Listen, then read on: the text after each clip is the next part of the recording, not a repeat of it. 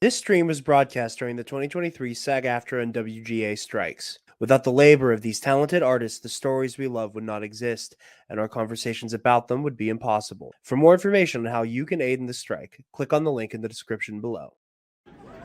Hello, my friends. It is Aldo, and welcome back to the Knights of the Nerd Republic. You know what to do, and stay profitable.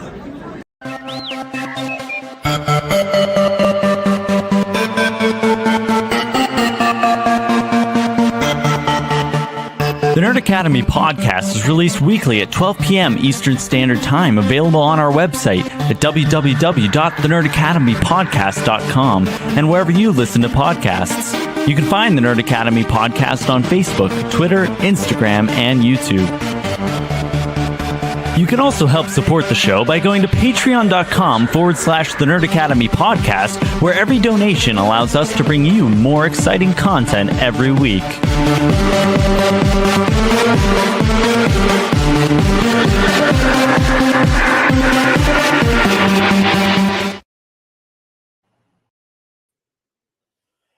Dave Filoni. This motherfucker don't miss. No, he's fucking good. That motherfucker don't miss, man. He's good. In the heat of battle, he don't miss. No. In the heat of controversy, he don't miss. No. Hi, Eli. How you doing, buddy? What? What did I just see? Someone cooked here. Oh my what god. the f did I just see? Oh my god, what the hell did I just see? The link to join is in the chat. Open to any and everybody. First thing is, Like, we saw the same thing, right? Yeah, we saw, don't worry, we saw the same thing. I just want to, again, as I have before, shouts out to my lovely girlfriend, my lovely life partner, whom has the grave misfortune of having to sit next to me when I watch this show. Poor Taylor. This I was in a brief little call with some friends while we were talking about the episode, and I like almost everybody in the call was like, Jarod, we were thinking of you the entire episode. And I'm like, oh, what was it? The title? The sword play? The Anakin Skywalker? The Anakin? The choice between light and dark? Everything about this episode? Oh man, Dave did me good this week, man. Bro, I'm fucking. I mean, like, I've never been this much in disbelief after a Star Wars thing in a long time.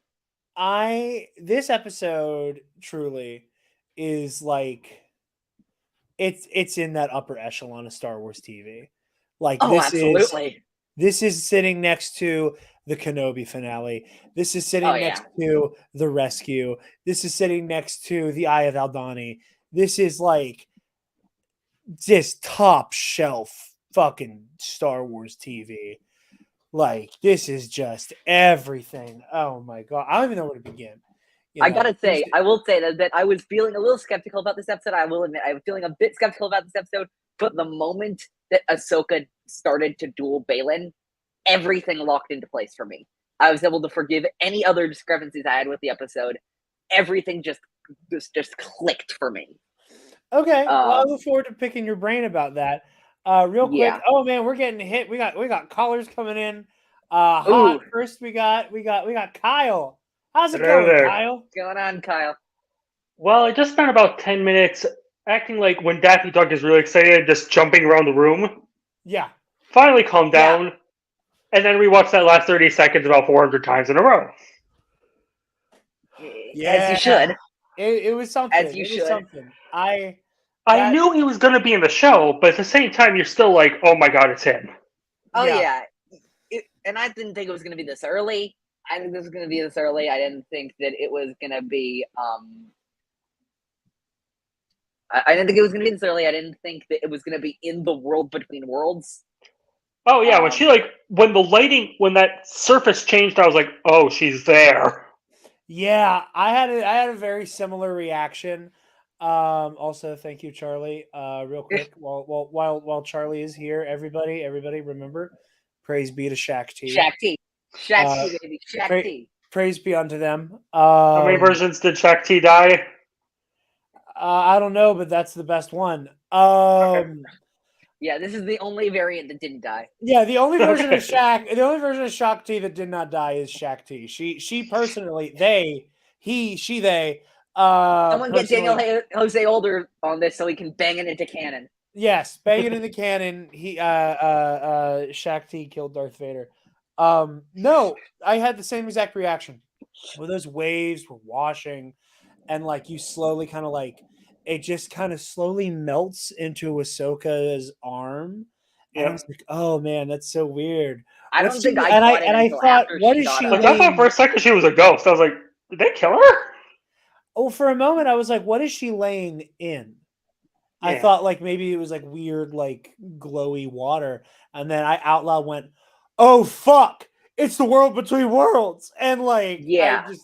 I mean, of all the places for Anakin to show up, that makes the most sense. Oh, I thought it was 100%. going to be a Force ghost. I did too. Personally, but this does make sense. Like, you know. Yeah. Although, like, obviously, it's kind of like with Force Ghosts, like it seems like they can really manipulate like the world around them. Maybe that's kind of where they hang out before they can actually come back. Perhaps I've always kind of thought of the world between worlds as like that, as kind of like not exactly like a force purgatory, but like some. I was just about to mention purgatory. Yeah, some that's type of middle ground realm between life and as death. we're talking, I'm gonna bring in Buck. How you guys mean Oh, purgatory? What'd you Purgatory, say? Yes, we mean baby. purgatory. Purgatory, yes. It's right there, guys. Yeah, you're right. How dare us? We locked in on Shaq T, but we forgot purgatory. No, I have a lot of feelings about the Anakin appearance. One, I think he looks great. I think he looks so good. He looks damn Did good. anyone else notice he had the same smirk that he did the very last time Ahsoka ever saw Anakin when he was alive? Very much like he had the same he smirk has with Obi-Wan. One of the things I noticed was like it does seem like, and this is something that I love, that Dave tried to merge Hayden and Matt's versions of Anakin. I did notice that too. Like I noticed like in the eyebrows, sort of, and like just like the specific way the hair was matted and stuff like that, and like and I thought that was beautiful and a lovely tip of the hat to Matt Lanter. Yeah, and as well as acknowledging Hayden Christensen as being Anakin Skywalker, and creating the adult version of this character. And I think that we're in for some great stuff next week. Makes sense why Dave's directing it as well as writing it. I knew. Like when because we knew those two are going to have to talk about what's happening. Right, when we found out who was directing, we had an idea that Anakin was going to be Episode 5. Wait, hold on though, Buck. Say what you were saying again. I was like, when we knew that Dave was going to be the one directing Episode 5, that was the big indicator that that's when we would see Hayden for sure. I also think that's going to be when we're going to see Thrawn. For next week. I don't know. It's possible. It is possible. How do we feel about that? How would we feel about like having a whole episode dedicated to Force bullshit? I sincerely would be there for it. I mean, they kind of like. I feel like they should do a dialogue-heavy episode. Have Anakin and Ahsoka, because when Ahsoka saw Anakin, at first she was happy, but then she got you could see her looking nervous. She was like, "What the hell is going on here? The last time I saw you, you had done horrific things." I mean, they play into it a little bit when they start playing a little bit of the Vader music as it goes black. Right? Yeah. I think here's what I'm hoping. Okay, go ahead. I was to say, there's another thing I want to call attention to is that I don't think everything is what it seems. You know, I I'm just so excited for what the fuck could be happening next. Yep. You know, Yeah, like you've got Sabine getting yanked off to who knows where with Balin and the others. You've got Jason clearly being force sensitive. The Ghost Crew and Phoenix Squadron are back. I think that I hope what Dave does with the next episode, and I think there's a decent chance of this, is it's split. It's split between Anakin and Ahsoka hashing it out in the world between worlds, and then Sabine not hanging, but like being prisoner of Balin and Shin and Morgan. Right. And I'm hoping that their dialogue will reveal to us a little bit more about what Balin and Shin are specifically after, because they keep hinting at it, and I'm starting to get a little impatient. And that's a me thing. That's like, but like, I remember every time Balin was gonna open his mouth, specifically, he was like, he's like, I know what you seek. I'm like, and what do you seek? He was like, I seek a greater purpose. I'm like, not the answer. Not I kind of love when it's like that. When Balin was just man. Like, yep. I love when Balin was like, Anakin talked about you all the time, and Ahsoka was like, who the hell are you? Right. It's funny he never mentioned you. I do find that interesting with Balin Skull up to this point, that like we don't understand a whole lot of what's going on with him. I do like this idea that he truly is just this like wandering like fallen Jedi. Like he is so close to having like you can tell there's a lot of like trauma. Like he must have seen some shit. Loving the idea that the title of this episode had like multiple. Jedi. It's literally Star Wars multiple meanings. Right, but like in a way that most titles don't normally have this many layers, that one definitely had many layers. Yeah, like, it could be about so many people. Absolutely. Like, at least 3 of the people, right? Balin, I mean, Anakin, it has 5 meanings. It's Ahsoka is defeated; she is the fallen Jedi. Sabine, she fell. Yeah, Sabine gives into her temptations, and makes the wrong call. Balin, is it the wrong call? No, I mean, it's wrong according to Ahsoka, but is it the wrong call? I mean, it was the wrong call insofar as there's no way to get away from Thrawn now. It's the wrong call as in like is in. I think Ahsoka is going. I think there's going to be some weird pseudo force magical bullshit that allows Ahsoka to get to the other galaxy through the world between worlds, which I'm totally absolutely, okay with, by the way. Absolutely. Anakin's director too, be like, yeah, through that door there. It's not going to be just Ahsoka. They're going to probably use Purgil. I'm sure that Hera is going with them. There's almost no way that Hera. I'm sure there's going to be a way to get a lot of them there. I just like just for Ahsoka's sake. But like, other than that, like, and Sabine doesn't know that. First of all, second of all, and I was gonna say, other than that, like, Sabine kind of boxed herself in there because she's now on her own with no one to help her in a completely new galaxy, surrounded by people who said they were going to keep her safe and who she can trust, maybe? Sabine has proven herself to be one of the smartest, resourceful people we have ever seen. Like the only person, honestly, that can kind of sometimes rival her in intelligence is probably Thrawn. In many cases in Rebels, it was like she'd go up against people, and she was always pulling out a victory because she had resources. She was intelligent. Galaxy. Oh shit, she's going to that galaxy. But she wants Ezra. Like that's. I mean, we all want Ezra. So like let's let her make this decision because we are all getting what we want. Ezra. Also, the fact that it's been confirmed now that Sabine's entire family was killed. That was a gut punch. Yeah, that was a gut punch. Ursa, Tristan, her brother, her dad. Like, oh my god. Her mother, yeah. Poor the daddy. Countess Ursa. Yeah. I mean, it explains why she just looked so done, basically, in the first episode of Ahsoka, and why she didn't want to pick up the armor.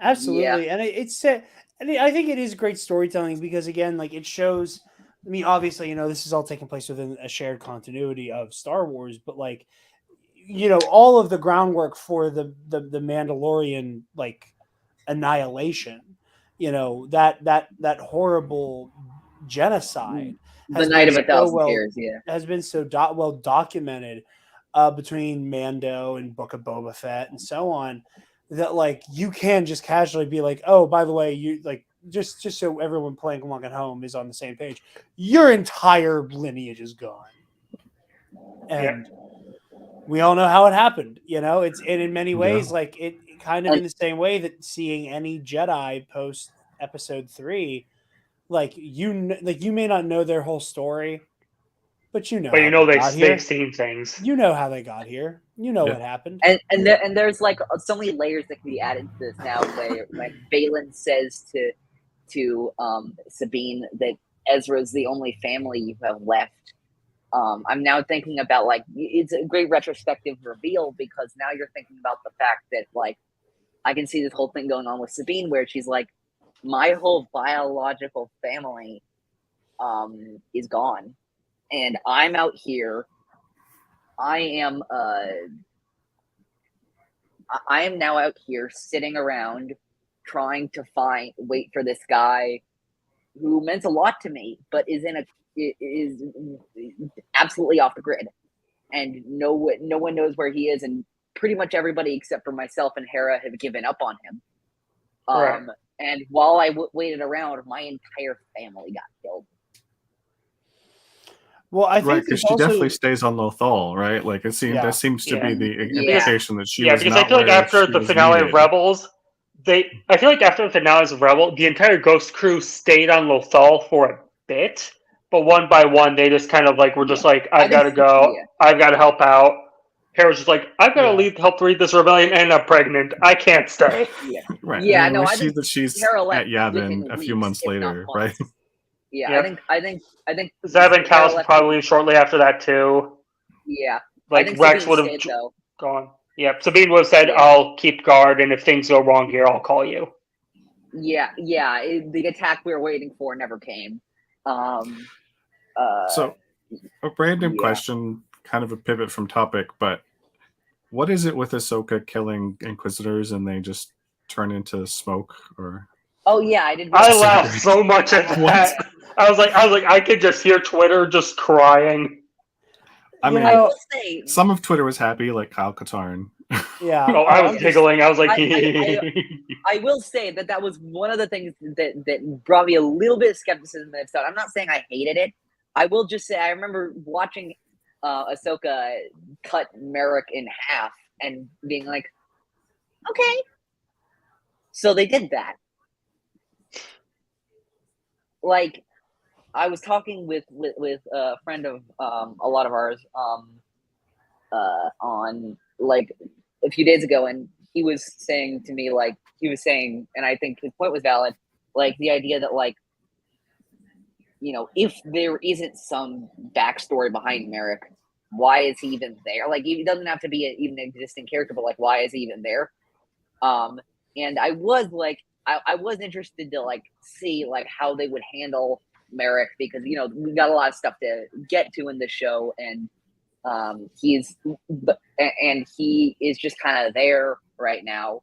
And I always think that's an odd question to ask when you're telling a story set in a galaxy and there are literally trillions and trillions and trillions of beings. Why did the galaxy would be small if you didn't have somebody on the screen at some point. Not everybody is significant. Yeah, no, I'm not saying like he had to be a pre-existing character, but like he had to have like some sort of character. Like the point that the friend was trying to make was that he had to have some sort of character depth to him. And I'm not mad that he didn't. I'll just say that I'm not mad that he didn't. I can see how some might be mad that he didn't. I'm so relieved you were the Star Killer. I think we all are. I'm fine with him just being. I'm fine with him just being an Inquisitor who is there for Ahsoka to fight twice and to get out of the way early. I'm fine with that. Yeah.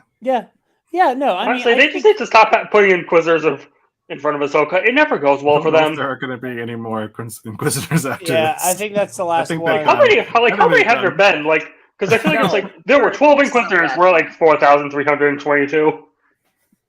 Jared, this is not the last one. Well, I know. Fabian Martell is still out there. I know, but Fabian isn't an Inquisitor anymore. He hung it up. He's one of the good guys now. Watch Ionized Bastards. I was wondering where you were going with that, and I had no clue. No, I knew. He made a face. I'm like, he's gonna make a joke about Fabian. But no, I don't know. I think the whole Merrick should was supposed to have. What the fuck was Admiral Piet? You know, like most of the people on screen. What the fuck is Boba Fett? Like, you know, who gives a damn? They're there to look cool and do a cool fucking fight. You know, Merrick, like his being there is emblematic of the Empire that is bygone already. He is this relic of like the fallen Jedi who is employed by the Empire. You know, and a new republic that wants to go back to the way things were, as opposed to improving and making. Oh my better. god! Yeah. I could literally hear Saw Gerrera screaming during that. In the last episode, of him going, "They're right. Go with them." Yeah. Oh, listen, Saw. If you continue to fight this war, I'm still angry of what he did in the Bad Batch. But he's completely right in that you cannot be nice to them. No, hey, listen, you're never gonna catch me talking shit about my boy Saw. Nope. I do want to talk about some of the fucking swordplay in this episode. Okay. Oh my god, was it some top shelf shit, my friend? I was thinking of you. It didn't seem like an overly choreographed. I did. There was a moment. I will say there was a moment. I don't think I was quite as I thought of you quite as much as Buck, but there is a moment where I saw like Balin's wide, broad, sweeping things. I'm like, this is the Versus series in the making. Yeah. Oh yeah. I was like, this is some delicious gem so right now. Ooh, yummy. No, listen, there are some like little moves and sequences and lightsaber duels that are just permanently burned into my brain. Not even necessarily just duels, but like anytime the sabers come out. Like for example, Kylo Ren scoop slamming that fucking guy on Mustafar.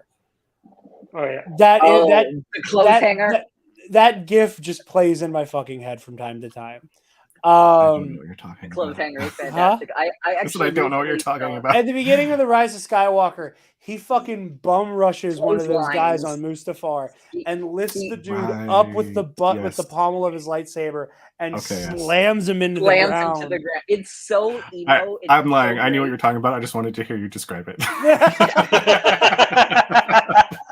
I know how much you love Kylo, so I was giving you the moment. Thank you. When that trailer came out, I was like, I don't give a fuck about the Emperor laughing. I just want to watch this 1,000 times. I just want to watch bits over and over again. No, just a sure pow into the fucking ground. Shit like that. That like crazy whirlwind strike Balin did. That is on the shelf right next to the Kylo Ren scoop slam. Oh yeah. I'm very glad that Balin is not someone that like is weak, right? Like he's actually a force to be trifled with. Like you do not fuck with Balin. Like he's lasted this long. I have to go in the next few minutes. I will probably be back pretty soon, but I have something to go to for like 10-15 minutes. I do want to say before I have to tap out for a little bit. Again, I feel like the thing I often talk about with these live action shows are those like fucking pinch me moments, like the like, oh my god, I never thought I'd see this on a Star Wars show. I'm now like thinking about like us meeting Carson Teva in The Passenger. I thought he would just be a one-off, and now he's like, I'm just still waiting for his book. No, and I was gonna say like and me going back in time to 2020 and being like, so you know who he's gonna fly under? General Hera Syndulla. Yeah, he's gonna fly under Hera Syndulla's command to go stop a gigantic hyperspace ring designed to bring Thrawn back into the known galaxy. Nothing major. I did laugh that they introduced like 4 new X-wing pilots and killed off like 3 of them. Oh yeah, Yep. in horrific ways. No time for those guys. No time for those guys. Did the Rodian die? Was one of them the Rodian? I think he was the first one to go. I think the I was just like, the no. Rodian's toast. Holly Fryer's not gonna like that. Yeah, well, I was surprised Zeb wasn't there. This is from the man. This is from the man. This is from the man who, in Star Wars Rebels Season 4, got a pilot who he knew he was gonna kill, and could not come up with a name for him. So he named the pilot Secondary. From the writers and producers of I'm a Gun Die. I was gonna say that was exactly what I was gonna say.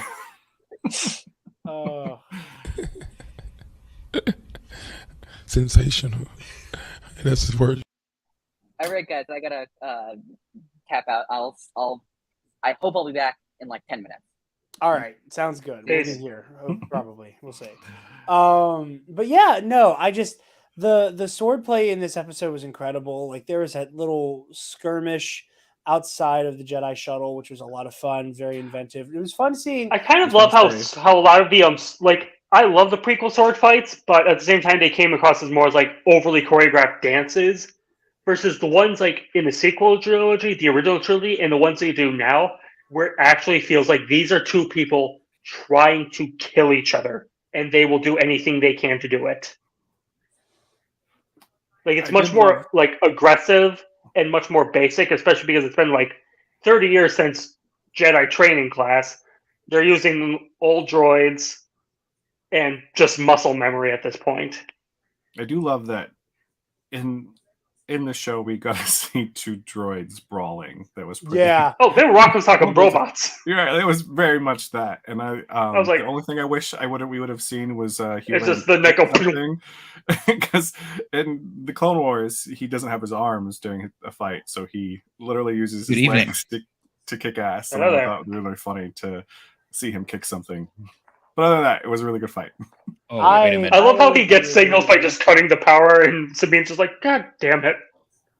I was watching the stream, and then I joined in, and then I was hearing Buckin like echoing, and I was like, what is happening here? Oh, yeah, I have to take down the extra thing, otherwise the delay drives me crazy. Yeah. So, what's up? Boys, that was wild. Whoever this is, yeah, sure. Click the link and join the stream, man. Sure, go for it. We'll let you join even without a beard. Yeah, I know. I was gonna do the Jar Jar with the username, but I don't know. I don't know if I want to do that. I have that in you. Kason, how are you feeling right now, buddy? Listen, man. 8-year-old me cried. I didn't actually cry, but like 8-year-old me was screaming on the inside. 25-year-old me lost their shit. Well, yeah, 25-year-old just me the lost fact their that shit. like we're now living in a world where Hayden Christensen is talking to Ahsoka Tano. Yes. Also, back in 2008, if you had told me that, I would have just been like, "Can I have what you're having?" Because I'd like that dream too. I was 22 when the Clone Wars started in the Marine Corps. The only Marine that would go to the movies that weekend to see the Clone Wars movie, and that Marine is very happy right now. Like that Marine, Anakin and Ahsoka on screen again together. You bet on the right horse. Jason, you have to do it. Oh no. Do we want should it be like freaking out Jar Jar, or should it be like he's creeping up on you? Okay, how about yes. do you want me to have to do it, Kason? Do you want me to do the Jar Jar? I mean, I can. I don't mind. Okay. Because I didn't know if I should bring that energy or not. I didn't know if we were looking for that. We are here for the energy. All right. Oh, my mouth might be dry. I don't know. We'll try it anyway. Come on. All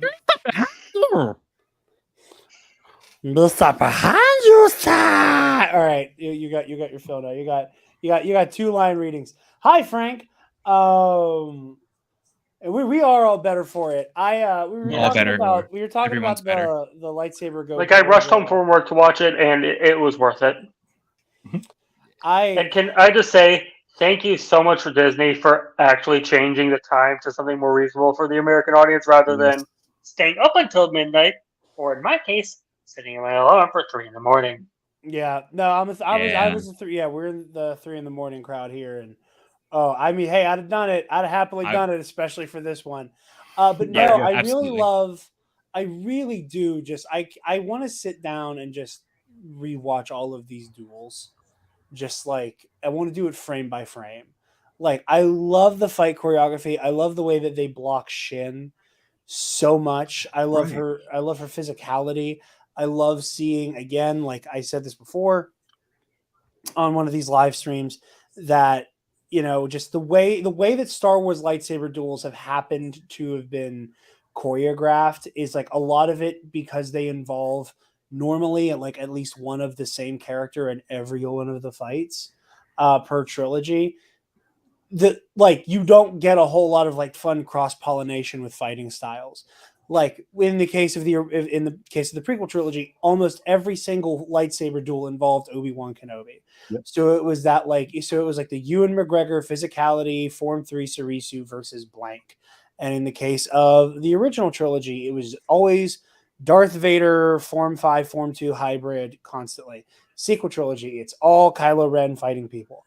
And like so, and it's not bad so much as it's just like you don't get a whole lot of that like fighting style cross pollination. Here, you get to see such wildly different styles. Like Shin fights nothing like Baylan, fights nothing like Ahsoka, fights nothing like Sabine, fights nothing like nothing like Marok. Like all of them just have such wonderfully distinct fighting styles. And something I really loved was the way that like Ahsoka, we talked about this at the premiere, Ahsoka clearly like could take Marok. And a lot of it was a case of him doing fancy, it was him doing smoke and mirrors. It was fancy bullshit. It was him. Remember the boomerang saber, and she just steps aside. She's just like, it's nothing. She's looking like, you're pathetic. He couldn't take her on himself. Yeah, right? Like, dude. Right, he had to have his HK droid with him, and he still couldn't take her out. Yeah, he had to send in the HK droid. He's doing all this like goofy ass footwork, like flipping around on the ground. That scene where she slices him in half reminded me so much of the buildup between Maul and Kenobi on Tatooine.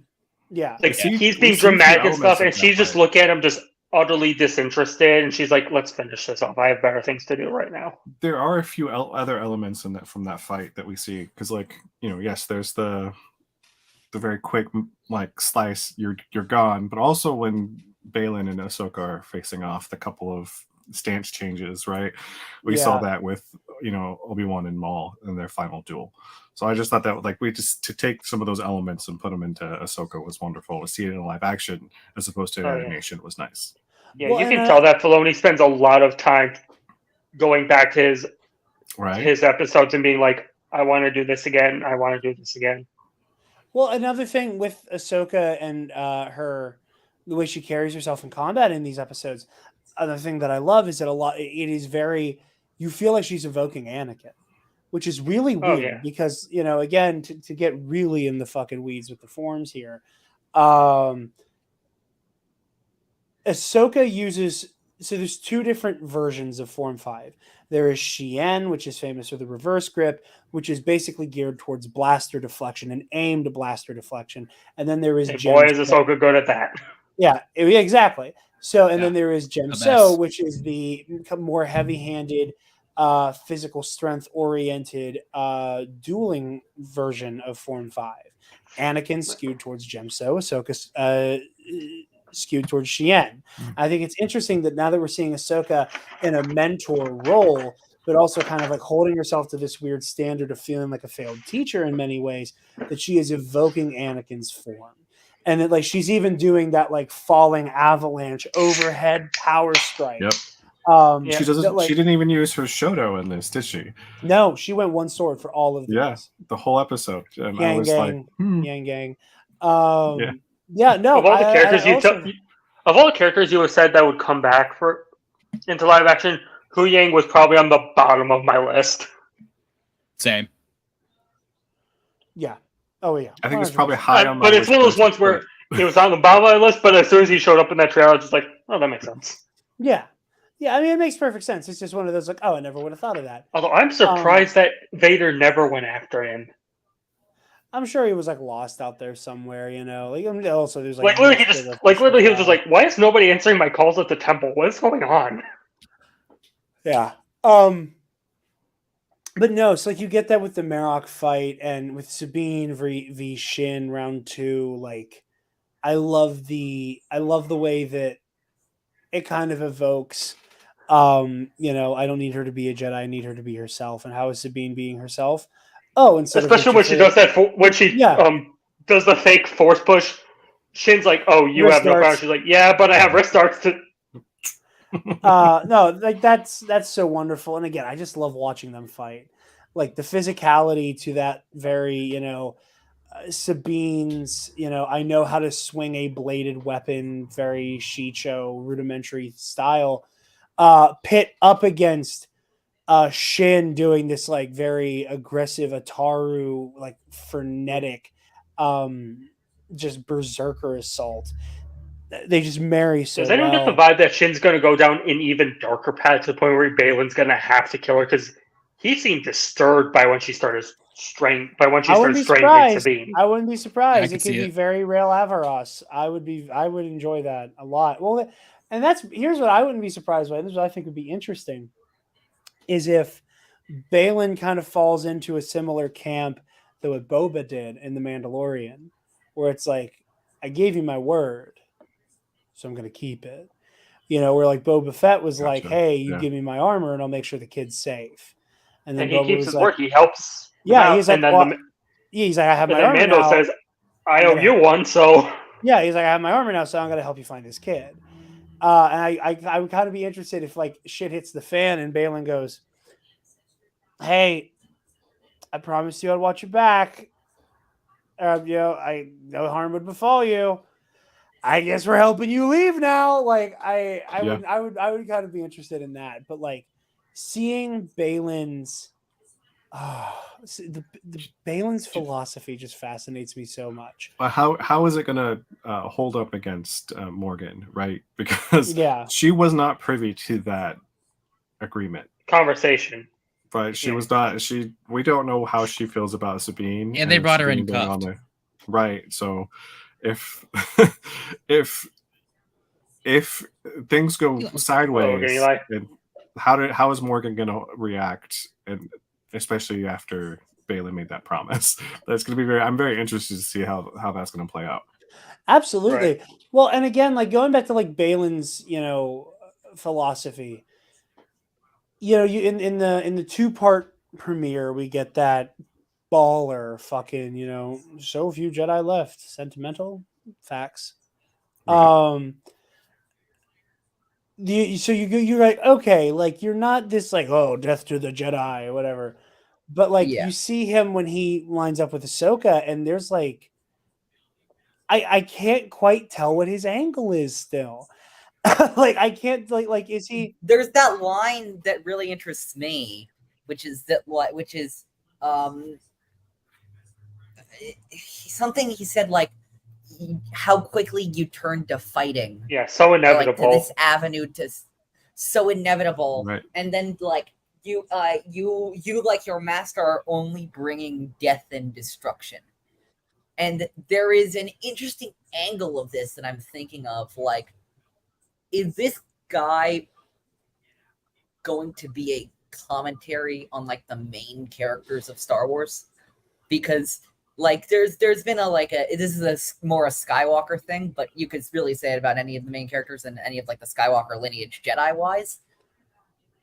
The Ahsoka is a Skywalker lineage. At this point, basically. Yeah. The disaster lineage, whatever you want to call it, where like, you know, they do a lot of good. They also leave a lot of shit in their wake. And like at this point, if I heard that a Skywalker was visiting my home, I'd move because a war is about to erupt. Oh, absolutely, yeah. But maybe it might be a commentary, like maybe it's Ahsoka and Sabine kind of redeeming the line, at least, of course, until stuff happens with Ben, but you know, cyclical. Such an overreaction. His uncle was a little worried. And I wonder if it's going to be like a commentary on like that kind of stuff. That was just like what I gleaned from that. Yeah. No, I just. Oh. Well, there is an interesting idea of like that it seems that Ahsoka, although sort of calling herself a Jedi right now, hasn't really walked the path of a Jedi as much as she's trying to do what she feels is right in the moment. It's not holding herself to some of those standards, so she's trying to break out of the mold sometimes, and I think sometimes she breaks out in the wrong ways. I don't think sometimes Ahsoka in the right knows ways. what Jedi means to her right now. Right. It does. I feel like she's trying to find her own path as to being a Jedi. Because remember, she had said, "I'm no longer a Jedi" in the events of Rebels. Right. But now but when she goes back into Mandalorian, she's basically saying, "Yeah, I'm a Jedi, but I'm not going to train Grogu." So there must have been something between those years that made her go, "I'm going to be back to being a Jedi, but I don't want to do it the way that Yoda, Mace, and the others did it because that turned into a disaster for everybody." It's definitely recognizing that like how things were at the end of the Order were wrong and need to change, but not knowing what that means. Yeah. And she says that I think something I also thought was interesting is she said, Anakin didn't get the chance to finish her training, which isn't exactly true. They were going to knight her, which meant her training was over. She just walked away before she. Although that was one of the biggest covering my ass moments I've ever seen in any show ever. Of them just going, "What's the daisy?" I was just about to say what Kyle said. That was not a "you're ready to be a Jedi Knight." That was a Jedi Knight. Is that what for the consolation prize? Because whoops, a daisy. Yeah, we framed you for murder. Whoops, sorry about that. We framed you for doing a whole ass terrorism. With not a shred of evidence. Hey, I'm gonna be right back. Kason's in charge. In many ways, let's see. I'm trying to think. Who said in many ways this was a great trial? I'm looking this up. But in many ways, let's see. Who is this? I think it was Mace because that sounds like something Mace would do. No, I think it was Mace or Kiadi. Kiadi Mundi. No, right? I thought it was Kiadi Mundi. That's who I thought it was. I want to make sure. Let's see. What are we? Sorry, I lost. What are you saying? We actually know that this was your great trial. That was Mace. Back when the councilors tried to cover their asses after Ahsoka was found clearly innocent. But he was in joint session with Yoda and Kiadi Mundi when they were getting it was Mace. Just because Mace delivers that line did not mean that's all him. That was the entire council. Right now, so I can confidently say "fuck Mace Windu." Plo Koon was the only one to go, "Oh my god, what did we do?"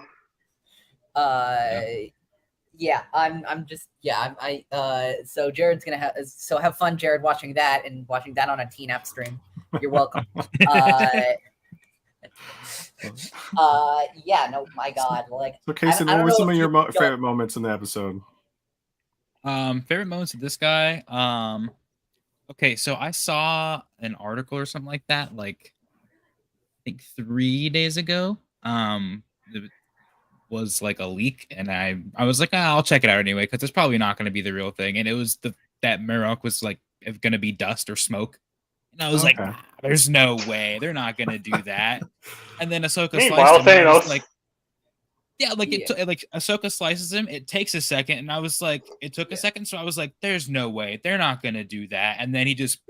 I had a very similar reaction. I remember I saw like a leak, like a headline that said Marok's identity revealed in episode 4. I'm like, that I had seen. Yeah, I read that. I'm like, and I'm like, that's what it was. That does have a decent chance of happening. It does make sense. Like while in a duel, there's some dramatic revelation, and then when Ahsoka just slices him, I'm like, or they could do that. Yeah. But then also the way that Shin looked. So my question now is the way that Shin looked, like when she realized that had happened, the way that she looked, like she was like, and she seemed like she was terrified. I think she was terrified. I could tell. And so like, but does that mean that like she's never faced like an actual like bad bitch, basically like Ahsoka? Well, there's so few of them my left other at this thing, point. My crackpot theory, though, is Balin and Shin are also going to be made of dust, but they're not. They like, I don't know. Maybe Night Sister magic. I'm thinking like resurrected them somehow. Well, I'm just thinking like between Tales of the Jedi and Ahsoka, like when she defeats these Inquisitors, they do not go out like in normal ways, right? Like because the other one, like he like deflated, right? Like he deflated. I forgot about that. I think the Tales one you can. The helicopter one, that showed up in the finale. Didn't she just like throw this thing at him and his saber just broke? Oh, are you talking about Eighth? No, his lightsaber was damaged in the fight. Because she gets rid of the right? Ahsoka gets rid of her Inquisitors in the creative ways. Yeah, right, I was just gonna say about the one in the in Tales. Like, I think that was more of an artistic rendering than anything else. I think that there is more lore implications for this one than there was for the Tales one. I think the Tales one was just Dave Filoni's like, okay, we're gonna do this really cool epic build up like we did for Twin Sons, and it's gonna be over even quicker. We're gonna have some like dramatic. I sneezed when that happened, and I was like, "What the hell just happened?" Well, I think with the Tales of the Jedi Inquisitor, I also think there's something to be said for like I didn't remember. Was it the mask that deflates, or is it the whole body? Because I'm pretty sure the mask just. I've heard a lot of people say that it's probably just like the head came out and then it just kind of down, because there wasn't a head in it. With Marok, I think it could be any number of things. I think it could be Night Sister magic. I think there could be some element of like this is the live action version of what happened when Savage Opress got killed. AKA the best moment in Star Wars, the Clone Wars. I forgot about that actually. Because fuck that guy. I hate Savage. He just wanted to find his brother. I will say that I hate Savage. He could have not been a shithead. I will say this. I hate Savage almost as much as Jarod does. I don't think quite as much because I do really love that scene. Like the way he goes, like I hate everything Savage does except for, brother, I am an unworthy apprentice. I'm not like you. I never will. Like that I'm not like you that Clancy Brown does is so fucking good. Like it's a great moment. It doesn't make up for like the shit that he pulls like in all the other stuff he does. But like, I love me some Star Wars, Mr. Krabs. But no, he's literally like Frankenstein's monster on screen. He's not entirely responsible for everything that he does because I just don't that's like what he's Savage. supposed to be. I just don't like Savage, and I think I love Frankenstein. Savage is honestly like actually no. I was gonna say like Savage is my favorite member of that family. No, it's not. It's Farrell. Farrell is my favorite member of that family. Oh, that's such a you fucking answer. Jesus Christ. No, wait, no, it isn't. It's Talzin. It's Talzin. Never mind. It's Talzin. I forgot his mother Talzin. Anyway, Jesus Christ. I hope we see Elsbeth in like full Night Sister regalia, complete with like the pointy hood and everything. Yes, that would be pretty tight. Because as soon as they revealed what she was, like that's one of those things where you go like, everything for her makes sense, including her loyalty to the Empire and to Thrawn.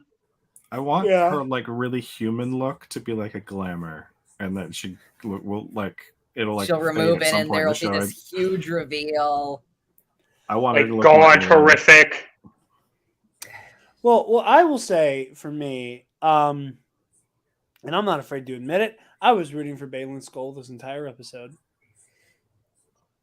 I was on Team Baylan this whole time, and maybe it's just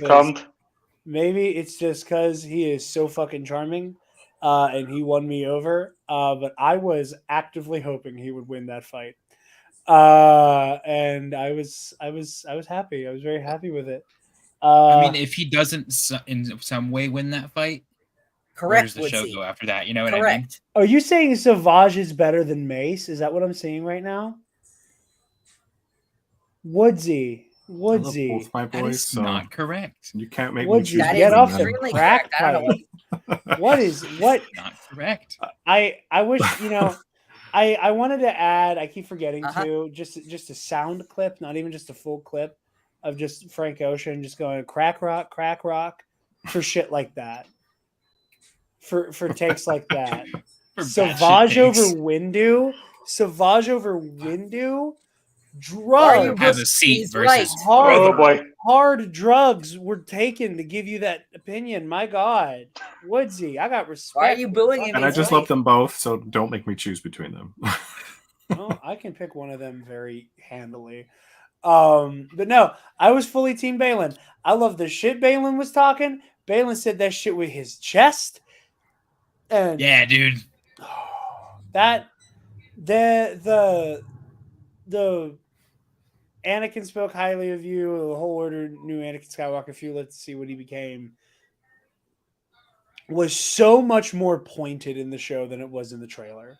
In the trailer, it's almost wistful, and in this, there's almost a disdain where he's like in the trailer, it sounds like he's like almost like admiring Anakin. Yeah, he was fucking sick, and then he's like. But it's such a weird take for me because his path is not that different than Anakin's path. No. Like, the atrocities that you are going to wreak upon the galaxy are not going to be much different than what Anakin did as Vader. Like, what are you like? How can you disdain that? Like, well, I think that I think it's something that I'm excited to see for Balin moving forward because again, like it's his philosophy of like to build a better future to stand for a greater good. Like, is he that like order over chaos pilled that he thinks like the return of the Empire is a net positive?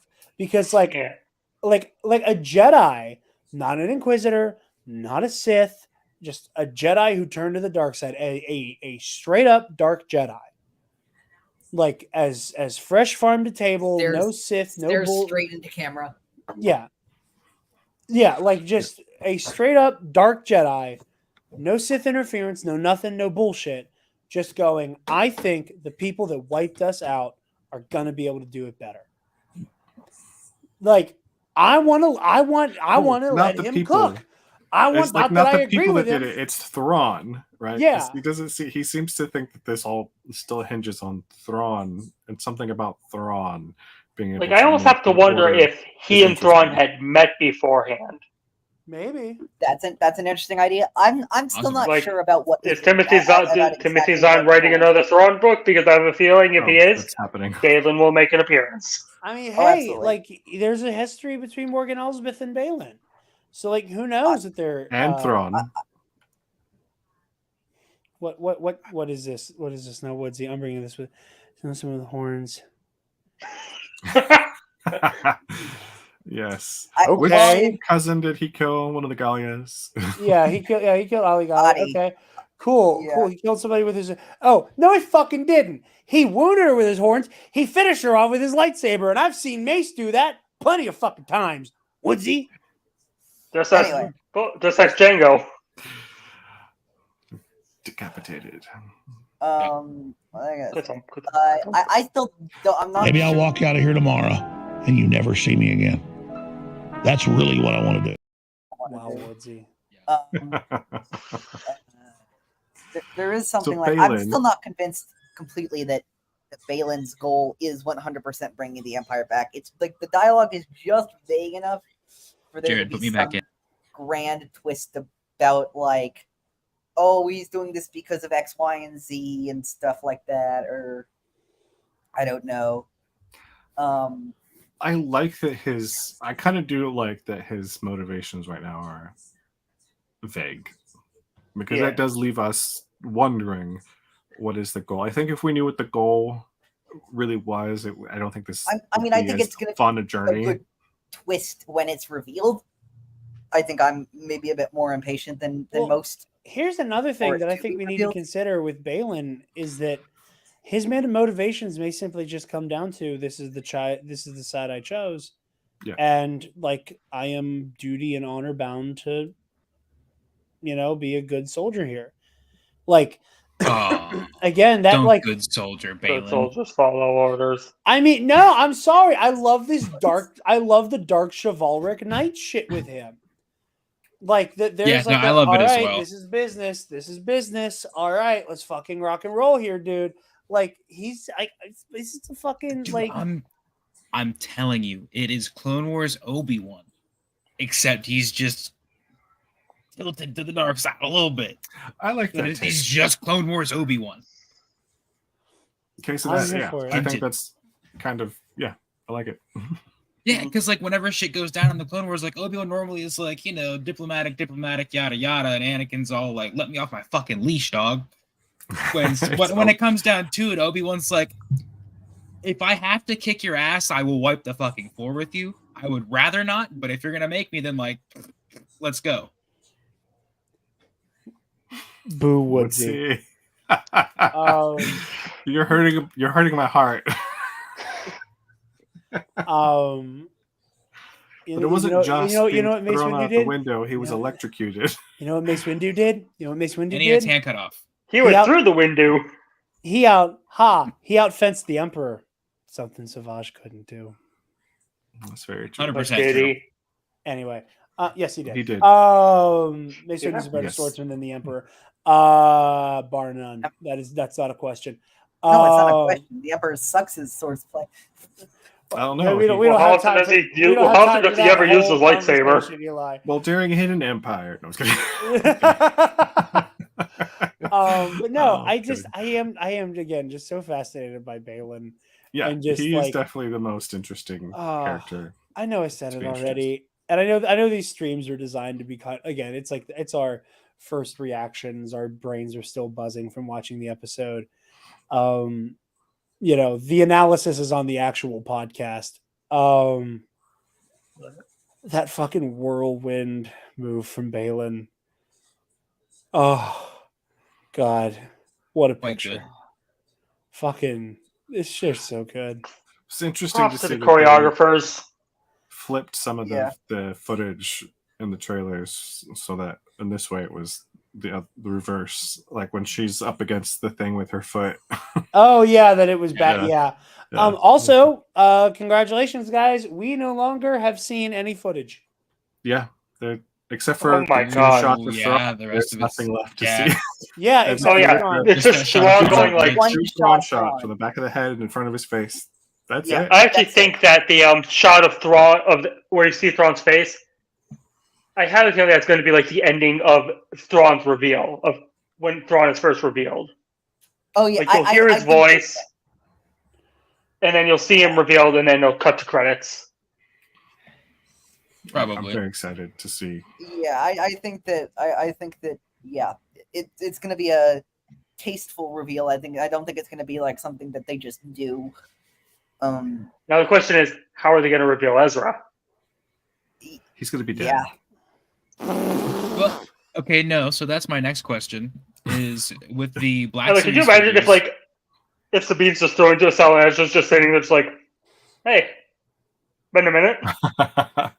There's no way. Okay, honestly, it could be. Ezra has never been able to be held by a cell in his entire life. They would they really have to do something much greater than throwing him into a cell because he can't. Freeze him in carbonite. Hold him. That could be something like that. I feel like that's something that they should have done more often for characters when they're trying to keep them in somewhere. It's just throw them in carbonite. They're not going to get out. Yeah. Well, I think. What were you gonna say, Cray? With the Black Series figures that came out, the one that came out of Ezra, it says Lothal in parentheses. Ezra Bridger, Lothal. Right. So they're your point being that they're trying to distinguish this is that version. There must be exactly. Yes. Yeah. I know. Has anyone seen like any pictures of the actor playing Ezra with short hair recently, or has he always had long hair? Because I could imagine his hair being quite a bit like wild. He looks like he has pretty short hair now, at least. Is it? Okay. I'll say what I have seen a couple times. You guys have probably seen it too. I saw I think a couple different YouTube thumbnails with it, with like theories and shit. And it's like basically like an aged Ezra still in the Rebels animation style with like longer, like basically his original hair and a beard. Goatee, Yeah. I think that's listen. If he showed up with that, it has been how long? So like, I wouldn't be mad about it. Several years. Great writing, Filoni. His hair isn't as blue in later seasons, but do we think his hair will be just a little blue? I fucking hope so. Oh man, we have the guest on the Bombad cast this week. You got Eric Elliott coming in here at the end. What the heck? This is literally tomorrow. Hello there. What's up, Eric? It's the first time I've been in contact with you, like on video, Sir Jarod. Yes, absolutely. Welcome to the Nerd Academy. We are bringing it home here, Eric. I unfortunately, I feel bad. You got here right in time for the wind down, but I'm just gonna give you the floor to just talk your shit about what you thought about this episode this week. I haven't seen it yet. What? This just came out, right? Episode 4. Yeah, I haven't seen it yet. Yes, it's ancient. It's been out for an hour. It's been out for 3 hours. It's an ancient episode. 3 hours now. is ancient to y'all? Yes. We've all already seen it 4 times. When you're in the podcast game. Then I'm prehistoric as a human being, right? Yeah, I mean, hey, I'm not gonna fully co-sign that it's ancient, but yeah, we are. You know, I'm not pressed about spoilers really. If I hear one, I'm like, okay, whatever. Okay. We won't tell you anything. Although I was shocked when Kanan came back. It's so weird that the show is called Ahsoka. I just couldn't give up the opportunity to pop in and promote that I just did a new episode of Honest to Claude with Chris Ryans. Hell yeah, friend of the show, Chris Ryan. I love when Thrawn did a backflip. Yeah. Yeah, it was so cool.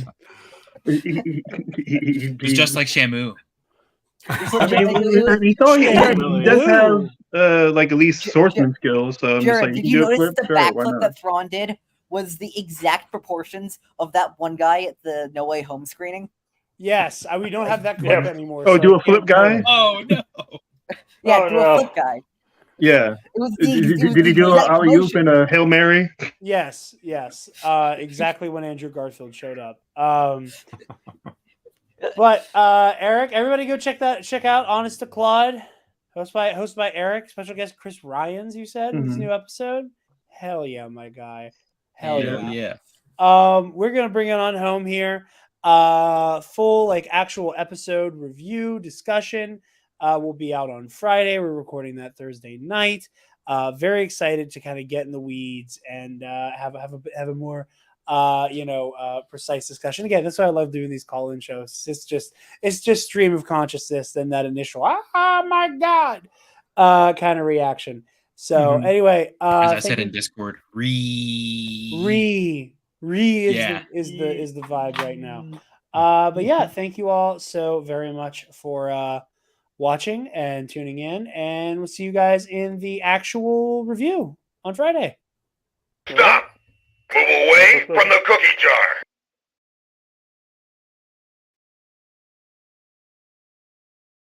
Going into space, mathematics, quantum mechanics, the secrets of the universe. It's all there. Life is fiery with its beauty, its incredible detail. Tuning into it, they want to shatter your mind talking about Justin Bieber.